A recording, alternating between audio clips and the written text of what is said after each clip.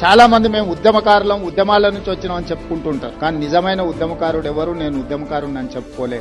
దానికి ఉదాహరణే అందశ్రీ గారు. చెగువేరా నుంచి మొదలు పెడితే అందశ్రీ వరకు ఉద్యమంలో ప్రజలకు స్ఫూర్తినిచ్చి లక్షలాది మందిని ఉద్యమ బాటను నడిపించి విజయ పథం వైపు నడిపించిన వాళ్ళు సర్వం కోల్పోయారు.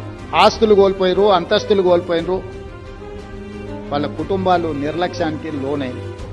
కానీ కొద్దిమంది వ్యక్తులు ఉద్యమకారులమని చెప్పుకునే వాళ్ళకు టీవీలు వచ్చినాయి, పేపర్లు వచ్చినాయి, ఫామ్ హౌజులు వచ్చినాయి, వేల కోట్ల పెట్టుబడులు వచ్చినాయి. అయినా మేము ఉద్యమకారులమని చెప్పుకుంటుంటాం.